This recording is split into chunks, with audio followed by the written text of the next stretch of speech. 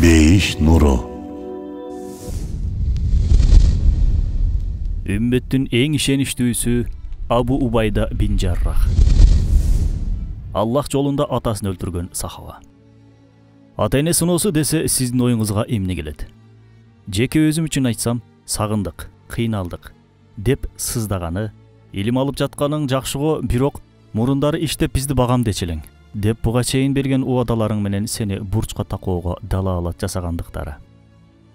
Элдин ыйманы үчүн чуркаганга башкалар да бар, сен болсо биздин жалгызыбызсың деп назик сезимдериңди тырмагандыктары. Элдин балдары деп сени да дүйнөгө кызыктырганга, аны менен жаралганга аракет кылгандары. Али жашсың, иштеп үй-пүй кыл, машина кыл, анан кийин намазыңды окуй бересиң, дин мээнетиңди, дааватыңды жасай бересиң дешет. Албетте, бул байкуштардагы мээримдүүлүктөн улам, мээримин туура эмес пайдалангандыктан улам ушул ачуу сөздөрдү айтышат. Бирок согуш талаасында атаңыз менен карама-каршы келип калганыңызды элестетип көрдүңүзбү? Кудай сактасын. Менимче, эч кимибиз мындай сыноо менен сыналбасак керек. Сынабасын да. Жыйынтыгында Аллах ар кимге көтөрө алган сыноосун берет. Азирети Абу Убайданын Бадыр согушундагы сыноосу да өз атасы менен кылыч ташуусу болгон. Ушул сыноодон эле Азирети Абу Убайданын кайрат күчүнүн көрсөткүчүн баамдап билсек болот. Анда эмесе, бейиш менен сүйүнчүлөнгөн 10 сахабанын кезектеги каарманы каналыбызда. Аллах элчисинен 12-13 жашка кичүү болгон Абу Убайда бин Жаррах Азирети Умар разияллаху анху менен тең туш болгон. Мына ошондуктан болсо керек, кийинчерээк экөөсү бири-бирине аябай жакын достордон болот. Атасынын аты Абдулла, Жаррах болсо анын чоң атасынын аты. Чоң атасы эл арасындагы белгилүү соодагерлерден болгондуктан улам чоң атасынын аты менен аталып калган. Атасы Абдулла уулун ок атууда, ат минүүдө, соода тармагында аябай жакшы жетиштирип тарбиялайт. Кийинчерээк пайгамбарыбыз саллаллаху алейхи вассаламдын дуасы менен эң мыкты кол башчы жана Суффа мектебинин өзгөчө көзгө басар аалымдарынын бири болуп чыгат. Абдуллах бин Абирдин айтымында Меккеде сөзү жүрөктөргө жеткен жана маектешинин кемчилигин издебеген 3 киши болчу.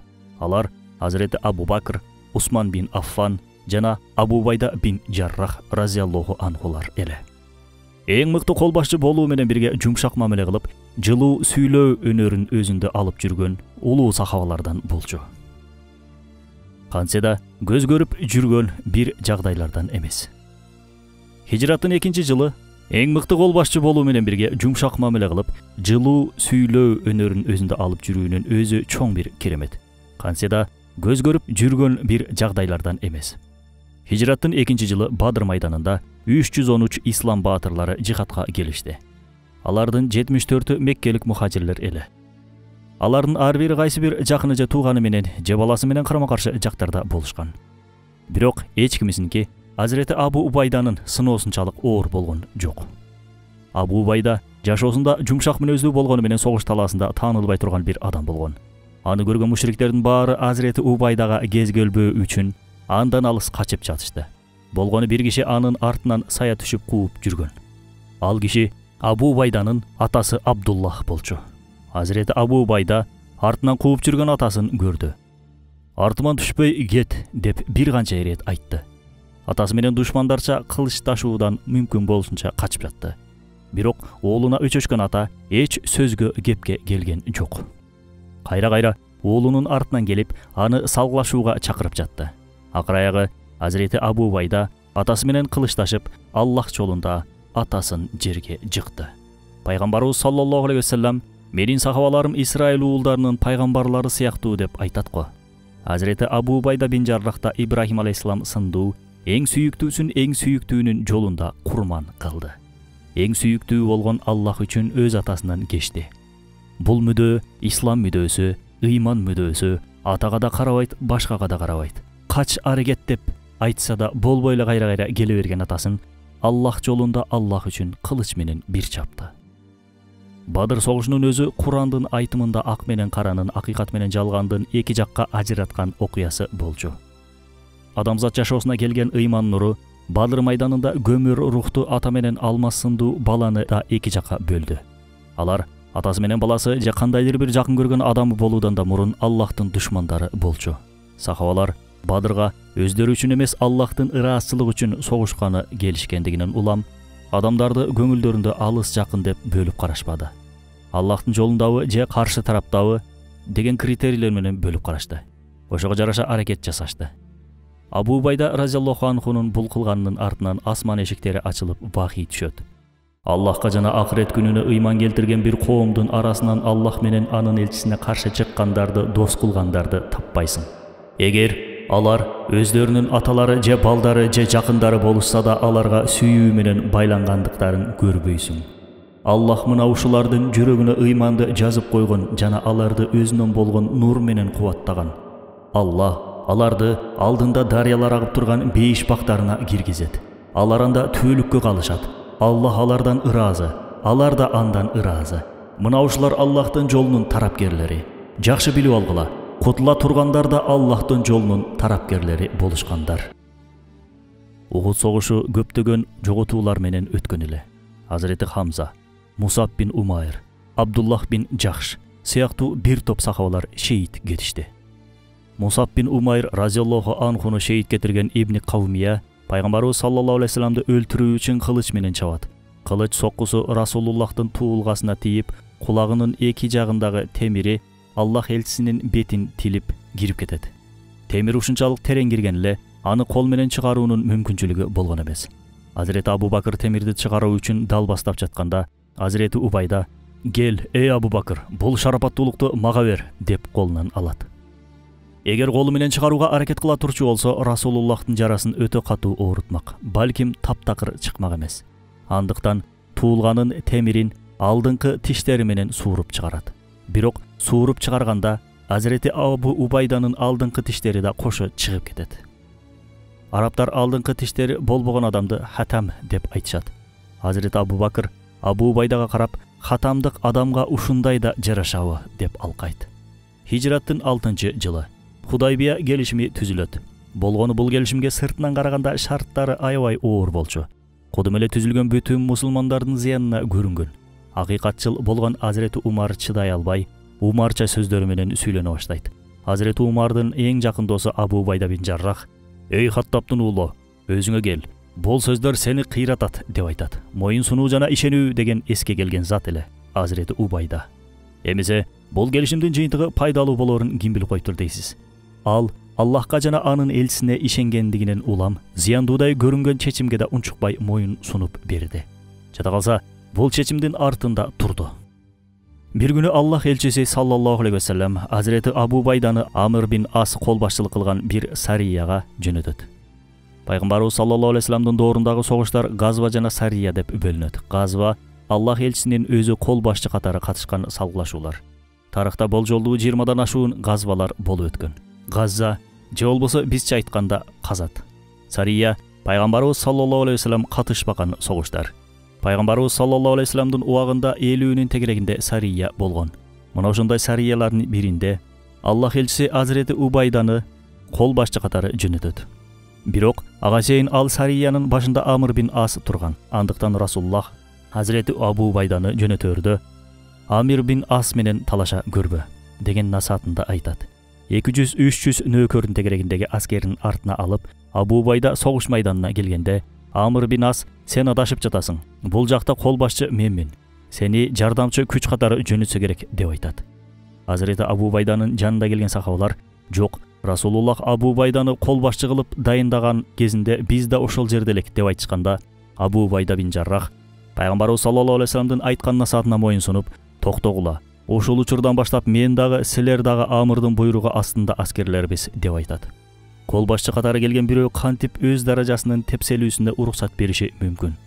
Бир гана Аллах ыраазычылыгы үчүн гана буга жол бере алат. Маселе үммөттүн саламаттуулугу болуп турганда, сен мен талашына түшкөндөргө 14 кылым мурун Абу Убайда бин Жаррах азиреттери не деген сабак берип кеткендигине бир карап көрүңүз. Хабат сариясы Hazreti Абу Убайданын Расулуллахка канчалык моюн сунгандыгын көрсөтүп берет. Пайгамбарлар төрөсү бул сарияга Абу Убайданы кол башчы кылып 300ге жакын сахабаны кошуп жөнөтөт. Кол башчылык дегени буйрук берип коюу гана дегендик эмес. Согуштун бүткүл кем карчынан да жоопкер болуу дегендик. Тамак аштагы жүрүштүн негизги муктаждыктарынан. Пайгамбарыбыз саллаллаху алейхи вассалам болсо, бул ордонун азыгына деп болгону бир калта курма түйүп жөнөтөт. Жаңылыш уккан жоксуз, болгону бир калта. Болгондо да согушка 300 киши бир отурганда эле канча тамак жешин өзүңүз элестетип көрүңүз көрөрман. Бул абалга Азирети Абу Убайда бин Жаррах кыңк этпестен үн каткан жок. Биз бир калта курма менен кантип жолго чыгабыз деп бир ооз сөз да айткан жок. Пайгамбарына моюн сунуп, ордосун артына ала жолго чыкты. Сахабалар жолго ачкачылыктан дарактын жалбырактарын жей башташты. Хабат деген сөздүн өзү жалбырак деген мааниге келет. Ошол себептен бул жүрүштүн аты Хабат Сариясы. Сахабалар ачкачылыктан жыгылганы калганда деңиз жээгине жетип келишти. Таң калыштуусу деңиз жээгинде гил тийген өлүк кит жаткан. Китти көрөр замат сахабалар шаңдана кубанып кетишти. Бирок бир маселе бар. Бул өлүк этти жесекпи же жебесекпи деген. Сахабалар эмне кылаарын билбей туруп калганда, Азирети Абу Убайда башта жейли, кийин барганда сурап алабыз деп жооп берет. Ансыз да ачка калган кезде тойбой турган бир даражада арам тамактан жесе болооруна карата шарият жактан уруксат бар болчу. Бирок ошентсе да башта сахабалар арсар боло түшүштү. Азирети Абу Убайданын разияллаху анху сөзүнөн кийин ойлонбостон жей башташты. Айтымдарында сахабалар биринчи жолу бир сариядан жүздөрү толуп эт байлап кайтышкан эле. Кайтышканда Аллах элчисинен болгон окуяны айтып өкүмүн сурашты. Расулуллах деңиздин суусу таза, өлүгү адал деген өкүмдү берет. Сахабалардын ичинде күдүк ойду кетирүү үчүн да ала келдиңерби ошол балыктан дегенде бирөөсү курутуп келгендигин айтат. Пайгамбарыбыз саллаллаху алейхи вассалам да ошол курутулган балыктын этинен ооз тиет. Күндөрдүн биринде пайгамбарыбыз саллаллаху алейхи вассалам Najranдан келген христиан тобун исламиятка чакырып, Аллах жөнүндө сөз кылып берген болчу. Алар исламды кабыл кыла албасын, бирок жизия, салык төлөп турууну кабыл кылышкандыгын айтышат.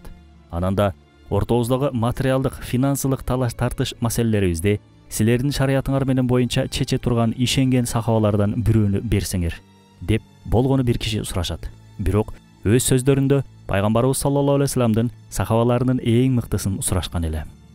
Окуянын мындан кийинки жагын Азирети Умар айтып берет бизге. Расулуллах ошондо христиандарга макул бир аздан кийин бешим намазына келгиле. Намаздан кийин силерге бирөөсүн берейин деп айтты. Үмметтин ошол ишенген кишиси мен болсом керек, Аллах элчиси мени тандаса керек деген үмүттө намазга адаттагыдан эрте келип алдыңкы сапка отурдум. Намаз окулуп бүткөндөн кийин Расулуллахты көздөрү менен бирөөсүн издеп жаткандыгын байкадым. Мына мен мындамын дегенсип, өзүмдү көрсөтүү үчүн тизелей бир аз көтөрүлдүм. Аллах элчиси мени көрдү, бирок көздөрү дагы деле кимдир бирөөнү издеп жатты. Акыр аяга менден бир канча катардан кийинки сапта отурган Абу Убайданы чакырып, ар үммөттүн бир ишенгени болот. Биздин ишенгенибиз да Абу Убайда бин Жаррах деп айтты. Деп аяндайт Азирети Умар разияллаху анху. Адатта болот го. Ар бир класстын же тайпанын ишенгени, же айылдын же шаардын ишенген адамдары. Азирети Абу Убайда бин Жаррах да бул үммөттүн ишенгени болчу. Пайгамбарыбыз саллаллаху алейхи вассалам о дүйнө көчүп кеткенден кийин тезинен үммөттүн башына келип, үзүлгөндү улап, чачылганды жыйнап, кетээр бирөөнү халифа шайлоо керек деген маселе пайда болот. Азирети Абу Бакыр бул макамга Азирети Умар менен Азирети Абу Убайданы сунуштаганда, Азирети Умар дароо Абу Убайданын колунан алып, халифалык сага жарашат деп айтат. Азирети Убайда пайгамбарыбыз саллаллаху алейхи вассалам ажы башчысы кылып атаган, өлүмүнө чейин да имамдык макамына дайындаган бирөө турганда халифалык мага жарашмак беле деп Азирети Абу Бакырга алгачкы бият, башкача айтканда кол берген, ант ичкен киши болот. Азирети Умардын тушунда Абу Убайда бин Жаррах өлкөнүн башкы кол башчысы эле. Ошол мезгилдери Азирети Абу Убайда Кудусту багындыруу үчүн Кудус чөлкөмүндө жүргөн. Кудус багынуунун алдында турган. Бирок Кудустагы христиандар Кудусту берсе берели, бирок аны бизден халифа Умардын өзү келип алса деген шарттарды айтышат. Христиандардын бул шартын укканда Мадинадагы сахабалар халифа Умарга кетпе, бул тузак болуусу мүмкүн. Биз ансыз да Кудусту ала алабыз деген кеңештерин беришти. Бирок Азирет Али, жок, барышың керек эй Умар. Сен Кудуска өзүң барып, кыяматка чейин келе турган үммөткө Кудустун маанилүүлүгүн көрсөт деп айтат. Азирети Умар Азирет Алинин кеңешине кулак салып, кызматчысы менен жолго чыгат. Жол болжолу 1,5 миң чакырымды түзчү. Жана бул жолдо Азирет Умар бүгүн маданиятты, гуманизмди үйрөткөн акылдууларга чыныгы адамгерчиликтин эмне экендигин көрсөткөн бир ишти кылат. жол бою халифа Умар кызматчысы менен бир төөнү алмак салмак минип барышат. Шаарга жетээрде кезек кызматкерге келген болчу. Андыктан кызматкер төөнүн үстүндө, халифа болсо жөө көрүнүштө Кудуска кирип барышат. Элдин баары айран таң калат. Христиандар мындайды түшүндө да көргөн эмес болчу. Көрөөрү менен бизге риваяттарда айтылган 40 жамактуу чепкени менен келип ачкычты ала турган киши ушул деп айтышат. Чиркөө кечили Кудустун ачкычын халифа Умарга берерде, жашын кармана албай ыйлап жиберет. Кечилден эмнеге ыйлап жаткандыгын сураганда, ал силерде мындай адеп ахлак болгончо Кудус бизге кайра кайтып келбейт. Ошого ыйлап жатам, дейт шолоктоп. Кечил акыйкат сөздү айтып жаткан. Кудус кимге келгенин, кимдерге жар болгонун жана ошол адамдардын жолдорундагы буттун издерине бир караңыз. Алардын жолунда пайгамбарыбыз саллаллаху алейхи вассаламдын шариятынын, анын сүннөтүнүн аяк издерин көрөбүз. Биз ошол издер менен кетпегендигибизден улам Кудусубуз колдон кетти. Биз да сахабалар сыяктуу күндүзүбүздү шайтаныбыз жана нафсыбыз менен күрөшүп, түндөрүбүздү ибадат менен өткөрмөйүнчө, Кудустан келген 5 убакыт намазды тургузмайынча, сүннөт менен жашап пайгамбарыбыз саллаллаху алейхи вассаламга татыктуу үммөт болмоюнча, Кудус бизге кайтып келбейт замандашым. Кудус бизге жар болбой жатса, күнөө Кудуста эмес, күнөө кечке соц тармактарда ушак карап отурган мына бизде. Азирети Умар Кудуска барган кезде эки досу Абу Убайда бин Жаррахты көрүп, бир саамга бири-бирин кучактап туруп калышты. Азирети Умар: "Бир тууганым, сени аябай сагындым. Эгер жихад болбогондо, сени жанымда алып жүрмөкмүн" деп айтат. Азирети Абу Убайда Умарга жылмай карап: "Биз бул жакка жолукканга келген жокпуз да, Умар. Биз сени менен бейиште кезигебиз. Бул жак динди жайуу үчүн жай болуп саналат, досум. Жолугушуулар албетте акыретте, чыныгы кездешүүлөр, ажырашуу болбогон о дүйнөдө" деп айтат. "Туура айтасың, досум. Кана мени өз чатырыңа башта. Бир аз эс алайын, даам ооз тиейин" деп айтты жол жүрүп чалыккан халифа Умар. Бирок Азирети Абу Убайда халифа үчүн башка жерди даярдатып койгондугун айтат. Азирети Умар: "Жок, сенин үйүңө барабыз" деп көшөрөт. Азирети Абу Убайда: "Жок, сени халифа келет деп атайын даярданып күтүп жатышат" дейт. Азирети Умар: "Эй Абу Убайда, менин буйругумду кайра кайталатпа. Сенин үйүңө барабыз" деп кесе айтканда, Азирети Абу Убайда: "О момундардын амири, эмне менин үйүмө келип ыйлоону каалап жатасыңбы" деди. Бирок айла жок үйүнө баштап барды.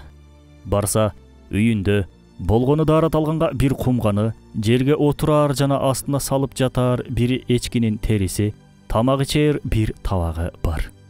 3 континентте ээлеген килтейген чоң бир өлкөнүн башкы кол башчысынын болгону бир кол менен көтөрө ала турган чалык дүйнөсү бар эле.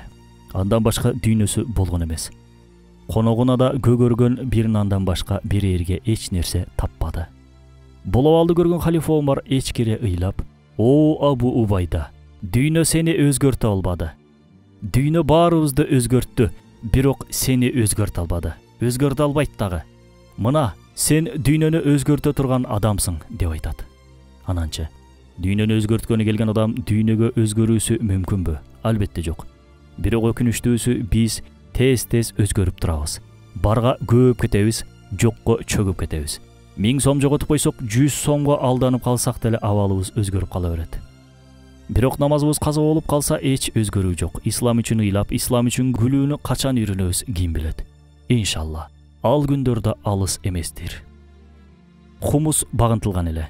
Ал жакка кол башчы катары Азирети Абу Убайда барат. Ал жактагы карапайым христиан элге: "Силерге тийбейбиз. Буга чейин кандай жашасаңар, дал ошондой жашооңорду уланта бересиңер. Болгону мусулмандар зекет бергенде эле силер да жизия, салык төлөп турасыңар" деп айтат. Ошол күндөрдө Азирети Абу Убайда римдик генерал Геркулес чоң күч топтоп мусулмандарды басканы келе жаткандыгы боюнча кабар алат. Караса, ал күчкө тең келе турганчалык күчтүү эмес. Жок жерге кан төккөнү калмак. Ошондо Азирети Абу Убайда кайрадан элди топтоп: "Биз силерди азыркы кырдаалда убадалаганыбыздай коргой албайбыз. Андыктан бизге берген жизияңарды кайра алгыла" деп айтат. Мына адилеттүүлүк, мына тууралык, мына чынчылдык. Биз да туурачылыкты эң алдыңкы планга коюп, исламияттын чыныгы ахлактарын жашообузда көрсөтүүбүз зарыл. Диний даават десе кечке Аллах жана анын элчисин тууралуу сөз кылуу эмес. Ислами адеп ахлакты жашообузда көрсөтүү да чоң даават болуп саналат. Чыныгы мусулман дегени колунан да, тилинен да башкаларга зыян келбегени. Hijrаттын 18-жылы азыркы жыл санак боюнча 640-жылы Сирияда кара тумоо күч алат. Азирети Абу Убайда да ошол учурда Сирияда болчу. Халифа Умар Азирети Абу Убайдага Мадинага кайтсаң боло дегенде Абу Убайда бин Жаррах болбойт эй Умар, болбойт. Сен мага Аллахтын тагдырынан качууну сунуштап жатасыңбы деп жооп берет. Азирети Умар ооба Абу Убайда, Аллахтын тагдырына кач деп жатам деп айтат. Бирок Абу Убайда ордомду таштап эч жака кете албайм деп биринчи жолу халифасынын буйругуна каршы иш кылат жана Сирияда 58 жашында кара тумоодон көз жумат. Анын кабры да учурда Сирияда. Абу Убайда бин Жаррахтын акыркы күндөрүндө жанында болгон Муаз бин Жабал ушундай бирөөсүн жоготтук. Аллахтын аты менен касам ичип айтам, учурда сахабалардын арасында мындай жок деген баасын берет. Азирети Умар да өлөр алдында сахабалар андан өзүңдөн кийин кимди халифа кылып калтырууну каалайсың дешкенде, эгерде Абу Убайда тирүү болгондо силерге халифа кылып аны калтырмакмын, ырас ал жок. Андыктан алтооң ичара шойлоо жүргүзүп, бирөөсүн дайындагыла деген керезин айтат. Бир күнү Азирети Умар мешит ичинде отуруп, адамдардан эгер учурда кыла турган дуаңарды Аллах кабыл кыла турчу болсо, силер эмне сурамаксыңар деп сурайт. Бирөөсү, мен ушул мечитке толо алтын сурамакмын жана ал алтындын баарын Аллах жолунда арнамакмын деп жооп берет. Азирети Умар жакшы дейт, баш ийкеп. Дагы бирөөсү туруп, мен ушул мечитке толо күлүк аттарды сурамакмын. Ал аттар менен дүйнөнүн шар тарабына жүрүш жасамакмын деп айтат. Азирети Умар дагы жакшы дейт, анын сөзүн кубаттай. Бирөөсү, эй Умар, сен эмне сурамаксың дегенде, Азирети Умар, мен ушул бөлмөгө толо Абу Убайда бин Жаррахтарды сурамакмын. Алар менен дүйнөнүн шар тарабындагы адамдардын көңүлдөрүнө Аллахка болгон сүйүүнүн үрөөнүн сепмекмин. Алар менен исламият туусун жер бетинин ар кайсы жерлерине жаймакмын жана саймакмын деп арзуу кылат.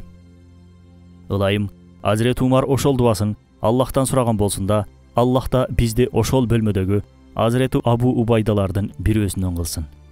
Күндөрдүн биринде Абу Убайда бин Жаррах Аллах элчисинен: "Эй Расулалла, бизден да кайырдуу, бизден да жакшыраак коом барбы?" деп сурайт.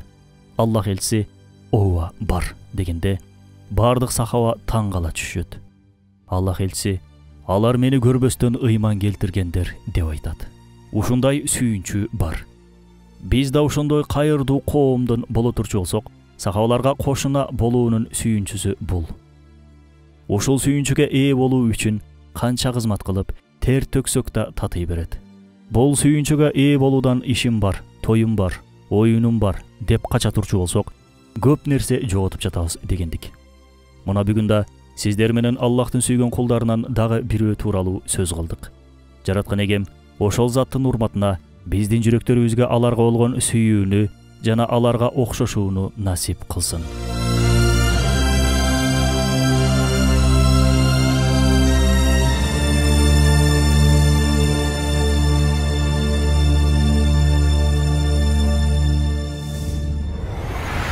Бейиш нуру.